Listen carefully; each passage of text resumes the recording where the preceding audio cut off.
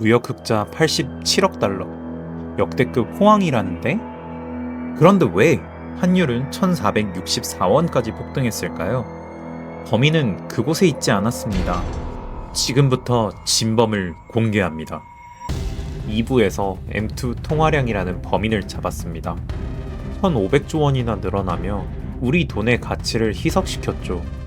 하지만 진짜 범인은 따로 있었습니다. 2026년 1월, 우리나라는 87억 달러라는 엄청난 무역 흑자를 기록했습니다.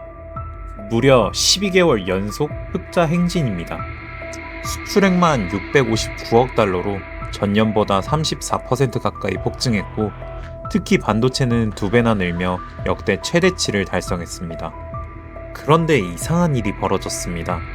달러가 넘쳐나는데 환율은 1464원까지 올랐습니다. 작년보다 160원이나 뛴 겁니다. 왜 이런 일이 벌어진 걸까요? 이유는 간단합니다. 그 달러가 우리나라로 들어오지 않기 때문입니다. 이름하여 유령 달러 현상입니다. 삼성전자가 미국에서 수백억 달러를 벌어도 그 돈은 곧장 베트남 공장을 증설하는 데 쓰입니다. 현대차도 마찬가지입니다. 미국에서 번 돈은 그대로 엘라바마 공장 재투자에 들어갑니다. 이렇게 해외에 쌓여있는 우리 기업들의 돈이 수백조 원에 달할 것으로 추정됩니다. 기업들은 왜 돈을 안 가져올까요? 첫째, 지금 원화로 바꾸는 건 녹아내리는 얼음을 사는 것과 같기 때문입니다. 달러를 쥐고만 있어도 돈을 버는데 굳이 가치가 떨어지는 원화를 가질 이유가 없죠. 둘째, 굳이 한국으로 가져와서 환전 비용을 낼 이유가 없습니다. 달러로 번 돈은 달러로 쓰는 게 가장 효율적이니까요. 정부는 기업 달래기에 나섰습니다. 해외에서 번 돈을 가져오면 법인세를 한 푼도 안 걷겠다고 파격적인 혜택을 준 겁니다. 오직 기업들을 위해서죠. 하지만 기업들은 여전히 그 돈을 해외에 두고 싶어 합니다. 원화에 대한 신뢰가 없으니까요. 지난 5년간 통화량 50% 증가. 기업 재무팀 입장에서는 달러가 더 안전합니다. 여기서 미스터리가 시작됩니다. 외국인이 떠나고 있다고요? 아닙니다. 정반대입니다. 외국인 비중은 36.8%로 5년 만에 최고치입니다. 물론 지난 11월은 외국인이 무려 14조 5천억 원을 팔아치우며 역대 최대 매도를 기록했죠. 하지만 12월부터 극적인 반전이 일어났습니다. 삼성전자와 SK 하이닉스를 미친 듯이 사들이며 Buy Korea로 돌아온 겁니다. 그런데 이게 말이 됩니까? 외국인이 달러를 싸들고 오는데 왜 환율은 1464원일까요?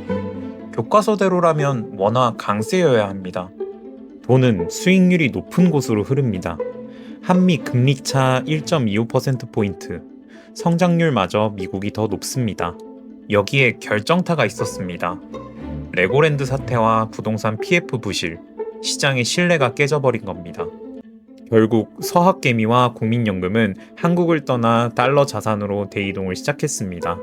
외국인의 매수는 반도체와 조선, 방산, 원전에만 집중됩니다. 철저하게 수출 주도주만 골라 담고 있는 겁니다.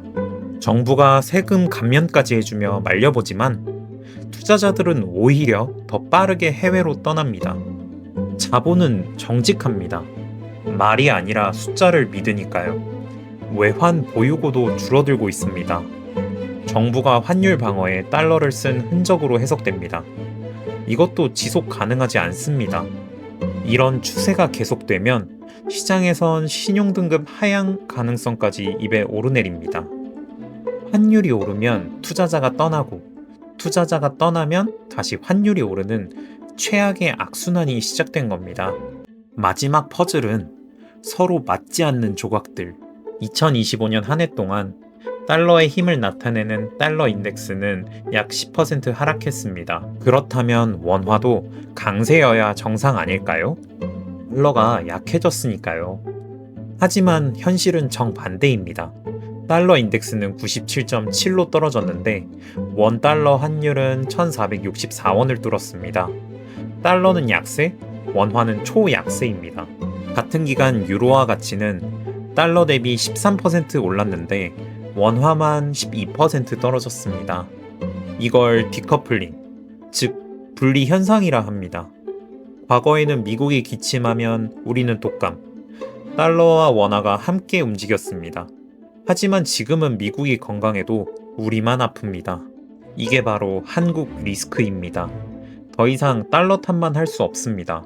2025년 12월 23일 환율은 1,480원까지 치솟았습니다.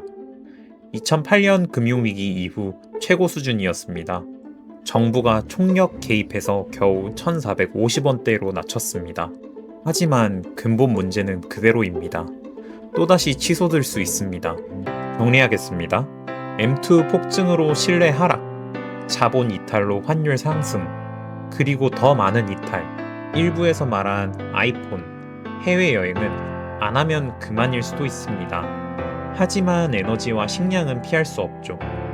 원유, 가스, 밀가루 수입 가격이 13% 오르면 생존 비용이 뜁니다. 2부에서 다뤘던 물가 비용 30만원에 환율 급등으로 매달 12만원이 더해져 합치면 매달 42만원씩 사라집니다. 연간으로 따지면 510만원이나 되죠. 이건 제2의 보이지 않는 세금입니다. 월급은 그대로인데 대한민국 국민이라는 이유만으로 구매력이 강제 삭제되는 것이죠. 이 구조는 지속 불가능합니다. 언젠가 터질 수밖에 없습니다. 정부 대책을 볼까요? RIA 계좌, 배당금 세제 혜택, MSCI 편입 추진. 하지만 이건 모두 임시 방편일 뿐입니다. 심지어 2026년 1월 발표부터 M2 기준을 바꿨습니다. ETF와 수익 증권을 제외해서 증가율을 8.7%에서 5.2%로 깎아서 보여주고 있죠. 하지만 숫자를 바꾼다고 현실이 바뀌지는 않습니다. 숫자는 속일 수 있어도 장바구니 물가는 못 속입니다. 4,496조 원의 통화가 대한민국을 믿지 못하고 떠납니다. 무너진 신뢰. 이게 근본 문제입니다. 자, 이제 진범을 찾았습니다. M2 통화량 폭주와 자본 탈출의 악순환. 하지만 이상한 일이 있습니다. 환율은 1,464원, 개미들은 빠져나가는데 코스피는 왜 사상 최고가일까요? 다음 4부에서는 역설의 답을 찾아갑니다.